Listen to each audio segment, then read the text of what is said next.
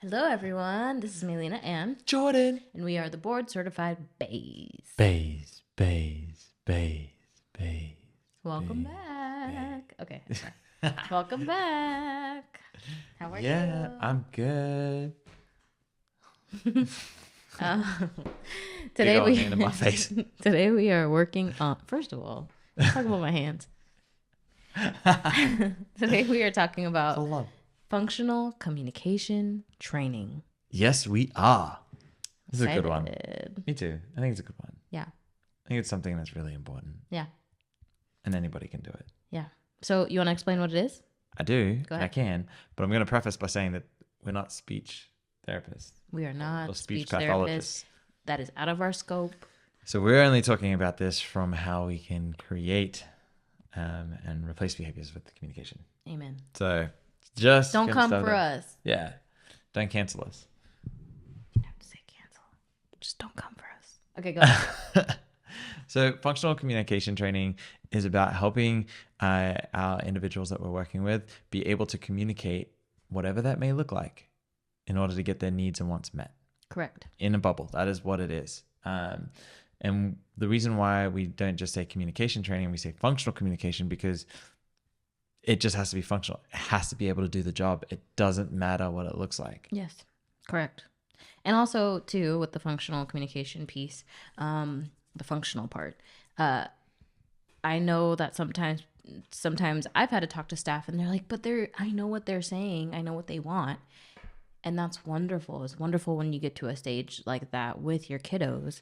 But that doesn't mean everyone else is going to take the opportunity to learn what that kiddo is saying or what they're trying to get from the behavior that they're displaying. So it's like we have to be able to help them communicate their needs and wants to, like, if they're at school, to their teacher, right? If they're being babysat by somebody, to that person, not just to the people that they spend all day, every day with. So, anyways, just wanted to throw that in there as well. Oh, it's a really good point. I mean, it's just like parents know their kids the best, right? But I would argue that a lot of the time as parents, we adjust ourselves to our kids' language just so that we can get things done faster. Yeah. More so Yep. than helping them to say things clearer or in a better way, so that way we can understand them and everybody else around them. We just move because we know that's the quickest thing to do at that time. Yeah, absolutely. So, I mean, you kind of covered it already, but can parents do this as well? Yeah, parents can definitely do functional communication training, but I would say that as a behavior analyst, we have to help. We can't just say do this. Yeah.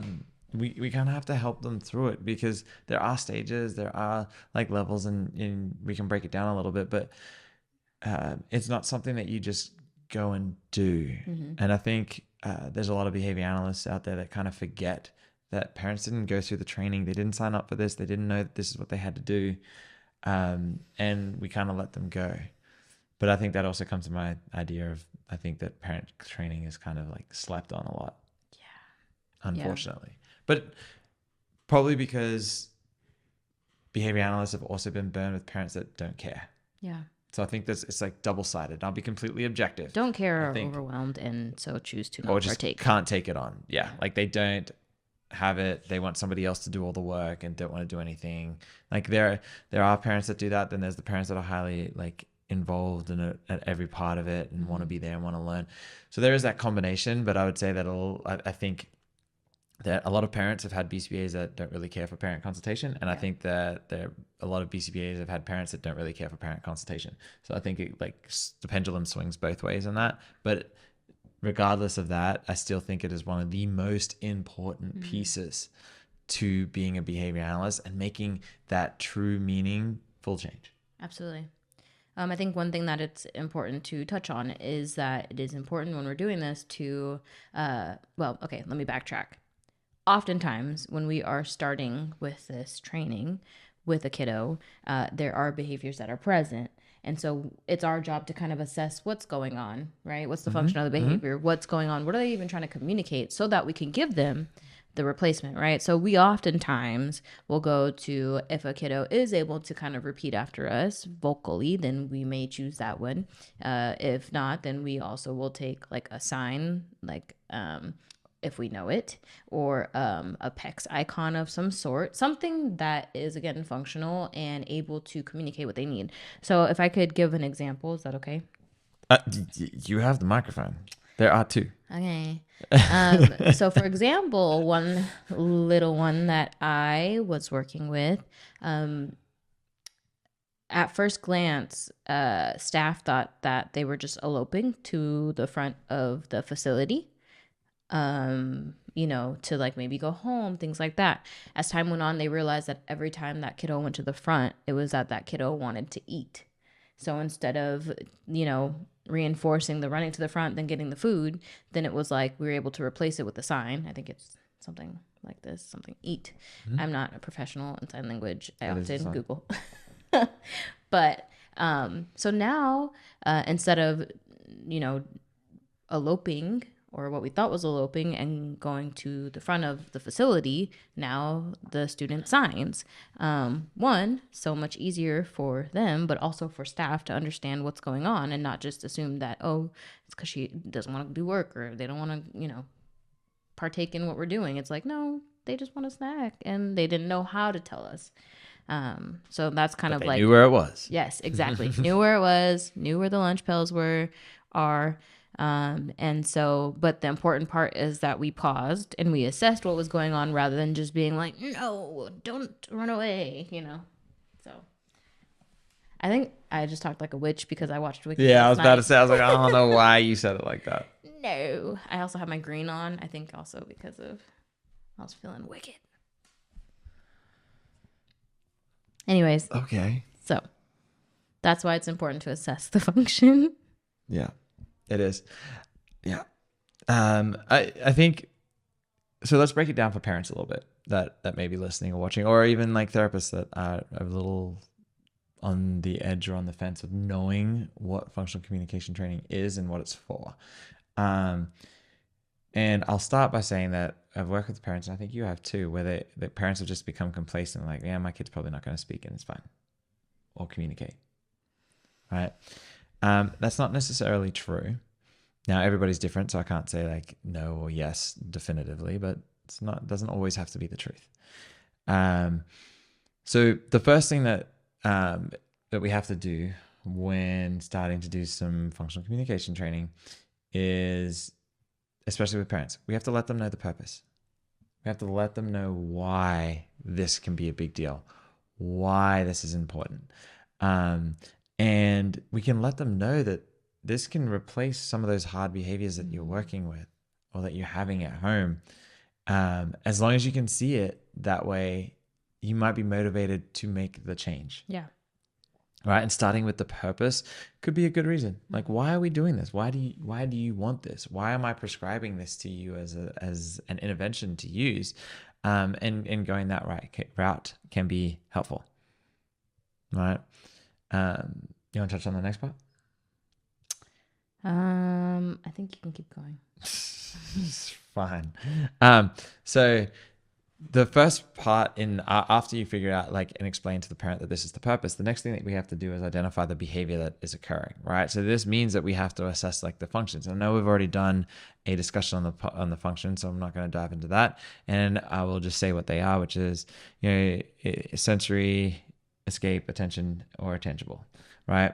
And once we can assess that, we can identify, which is another podcast that we've done an episode on, which is differential reinforcement, right? We can identify the alternative behavior that we want that can potentially replace that. But we do have to start with why is this behavior occurring? Because behavior is communication. Behavior is a form of communication. If we did not have language, nobody had language, we would still find a way to communicate. Yes. Right? Whether it is hand signs or gestures, we would find a way and create some sort of uniform way that everyone knew. And so knowing that, then it's possible to create something as long as we can identify what it is. Mm-hmm. All right. And then feel free to jump in when you're ready. Yeah, no, I think that's great. And I think that I love that you touched on the alternative behavior. I think it's important to start off with something specific okay, not for everyone. Maybe some people are able to teach multiple replacements. Um, but I would say if you're working with a kiddo that, again, like doesn't have a lot of functional language, it is helpful to kind of start off with like an alternative and then build off of that. I think sometimes I see people try to implement too many things at one time and then nothing's getting taught or nothing's being absorbed by the student. Everything's moving at a snail pace Yes. instead of like picking Intensity one or in two. one thing and moving forward in that. Makes sense. So that's what I wanted to add to that. No, it makes sense. And that goes into like the next phase that you have to like when working with the parents is that you actually have to teach them what a functional replacement would be. Not just saying like, yeah, and then let's just put something else in place so that they do that instead. It's not that simple because they may be thinking about what's going to make it easier for them. We as behavior analysts might be thinking about what's going to make it easier for the child, right? What's going to make it easier for the child to decrease those problematic, dangerous behaviors and get them what they need faster without having to go down that road. And so that's where that importance comes in on our part, because we are going to be the one that's going to put the light on the child versus what's going to make it easier for the parents. And then we make it easier to think about like what's going to make it easier for the child. That's also then going to make it easier for the parents, right? And so that makes it come full circle. And they can have access to that reinforcement as parents a lot sooner if we help guide them in that way instead of just saying like, yeah, like what do you want them to do instead? Yeah. Like, because that might not fit because the person at the grocery store might not like recognize what that means. Yeah. And that can enter in a whole nother realm. Like one thing that I recently worked on with a staff is that, again, they were kind of like, oh, I know this kid. This is what they are meaning. And I'm like, that's great. I'm glad that you're happy for them trying to attempt to tell you something. But then the second that the next staff that swapped in didn't understand, immediate escalation. And it was like, and that's why it's important to work on these things, because if we're reinforcing the language or behavior that is not necessarily functional, then the student is going to be frustrated as soon as someone doesn't understand it, which is then taking a few steps back. Yep. So, so true. Yeah. So true. And such a good example because that happens quite regularly, I think. More than people would admit. But then you'll have to use another thing that we've done in the podcast is do ABC data to figure it out. Right? Because it might not happen right when there's a changeover. It might happen in the middle of the session and that therapist is like, I don't know why it's only happening with me. Yeah. It's because you might be doing the right thing. Yeah. Actually. Yep. And somebody else isn't, which then makes the BCBA not doing the right thing because we're not making sure everyone's on the same page. It's our fault. Yeah. So back to the good note of how we do this with families. Sorry. Yeah. But yeah, and then reinforcement. I think reinforcement is going to be immediately important for both the student that we're working with, but also the parents, right? So I think a win-win is when we can do PC with the student, with the parent, and they can see it all happening in front of their eyes. Did you already touch on that? No, okay. I think that's great. And it is important. We got to get families to have wins.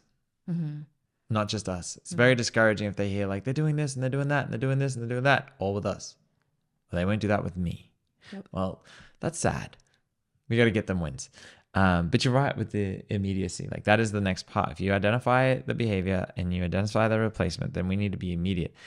This is the part where when I'm talking with families, I like really drill into them. Like, no, if you are cutting up potatoes and they do what it is you want, drop the knife. Yes. And go and do what it is that they want. If you don't, they're learning that sometimes I do this and sometimes I don't have to. Sometimes it'll get me what I want, sometimes I won't. And you'll have both behaviors present, which is not what you want, right? Which makes it harder to fade one of the behaviors from happening anymore. So you want to reinforce often and you want to reinforce as quickly as possible. Don't lose the moment. Yeah. Try and do it. as soon as things start getting good, we fall into the habit of like, wait, and because that puts it on our time. Like when I'm ready, I will give you reinforcement. When I'm ready, I will acknowledge you. When I'm ready, I will do the things that I need to. So I want you to make sure that you guys are not doing that. Do not make them wait. Can I also, with this, for those of you that do use like PECs or something of the sort, like icons, one thing that I've had a pet peeve with when we're in the middle of this, like, training, is when a kiddo is really starting to grasp what's going on, but staff forget to remove what is not available for a kid. Yeah. So then they're being frustrated and they're like discouraged because they're picking up these icons trying to tell you what they want, but then it's not available. So now you got to say no. And now that's working on something completely different. So that is one thing. If you are someone that is using like icons, things like that, or, pictures of some sort or a menu of some sort for students to choose from, to point at, anything, making sure that the things that are available, if you're trying to just work on the communication piece, if there are not things available, remove them so that you're not going against like what you're working on. That's right. Use those antecedent strategies. Get rid of the things that aren't there. Yep. Because that's a sure way to break what progress you've made. Absolutely. And then as you start to reinforce these things and they start to become familiar with how to communicate, again, using whatever functional communication that they are using, then you're going to start putting the problem behavior on extinction. You're not even going to acknowledge when they're using those problem behaviors to try to get what they want. Remember, safety first. So like making sure a kiddo is safe, everyone is safe. But you're going to want to only pay attention to then that functional communication that is going on as they've already started to have it in their repertoire. That's right. You want to minimize the access to the desired outcome that they're looking for, or the reinforcement that they're looking for. You want to minimize that for the problem behavior. You have to, no matter what it is, you have to find a way to stop it, or stop it before it gets there, in replace of doing what you'd been doing in the past, right? And then start following the new procedure that you've got in place. That you can't have both. Yeah. You have to reduce it, no matter how annoying or frustrating it might be for you. And you know that there's a quick solve. That quick solve has got this problem started and kept it here. Now we have to do something different in order to get the changes that we're looking for. And then that means that, like, as a parent or a therapist, create opportunities for that to happen. Create communication temptations, right? Create them.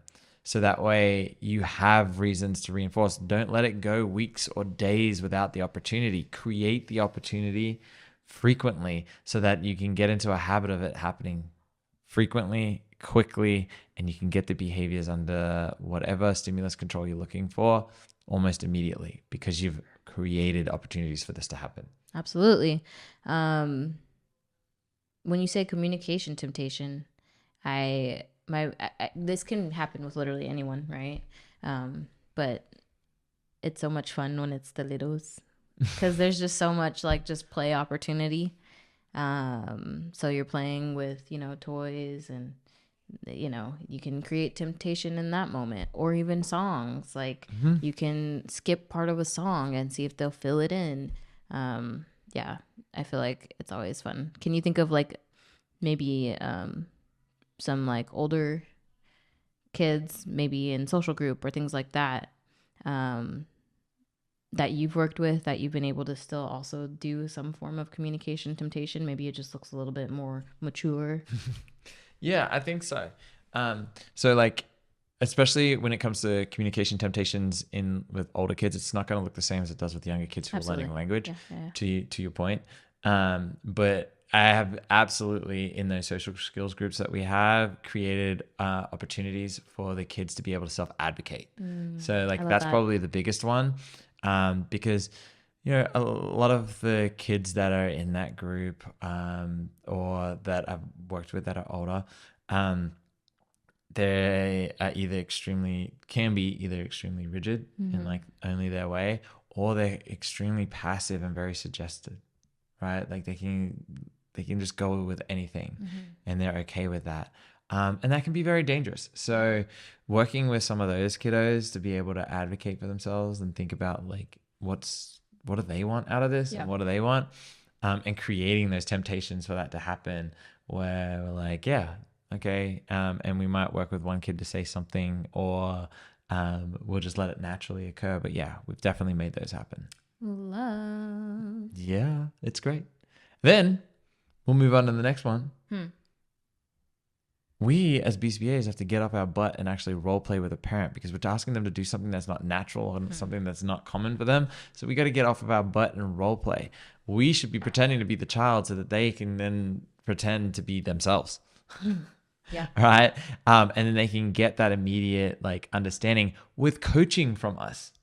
We shouldn't just like tell them all this in a lecture form and then be like, go now. Go forth and prosper. Don't fly. It doesn't happen that way. And most people don't learn through just lecture alone. Like having access to coaching, having access to trying and being hands-on, you know, having access to those things creates a whole new world of understanding, because they're actually doing it with somebody. So I love getting my parents out of the chairs. Like, no, we're not going to sit down anymore. Anybody out of the chairs. Yeah. I was Staff. like, yeah, we're not parents. Yeah. Kids with each other. That's right. I was like, I don't want this whole like we're gonna sit down and this is all we're gonna do and we're gonna talk to you type of therapy. That's no, it's boring. Yeah, I get that. I mean, it's there when it's needed. Don't get me wrong. I will definitely still do that if that is what's needed. That is what's required. 100%. Not even gonna take that away. However, if I can, I will. Makes sense. Yeah. Love it.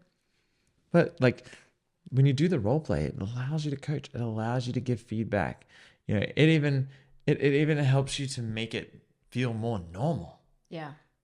Right? It feels awkward at the beginning, but it's going to feel awkward with you, or it's going to feel awkward with the client or their child. Which one would you prefer? I'd rather feel awkward with me, so that way when they get to it, it's like a real thing. And then we can celebrate the wins. And that's what it's got to end with. Yeah. Gotta celebrate. We can have a mini celebration together. Then they go off and they do it, and you get that email being like, "Oh my gosh, it worked so well!" And then it's like, "Celebrate good times. Come on." I did that from you. Took that from you. What? The song? Singing songs to make your point. Oh, yeah. Okay. Yeah. But we gotta celebrate. And we gotta let parents know that they did well. Not just like, yeah, that's what you're supposed to do. Yeah. Don't do that. No, it's a big deal. It is a big deal. Everybody needs reinforcement. Celebrate those wins. Celebrate those wins. Love it. Well, that was pretty good. Yeah. I like it. That is functional communication training. Yes. Thank you, Ladies guys. and gents, for tuning in. Thank you for being here and listening to us go through it. Yeah. Hopefully this helps. Hopefully we have a lot more parents out there able to do it. Yeah. And I would encourage even, you know, any kid can benefit from this. So if there's any kids that you have, even at home, your own babies, your own kiddos that are learning to communicate, something that you can always do at home as well. And it's a great way to also practice that kind of naturalistic communication temptation. Yeah, we do it all the time. Yeah. So anyways, thank you guys for tuning in, and we will see you again soon. Bye. Bye for now, guys.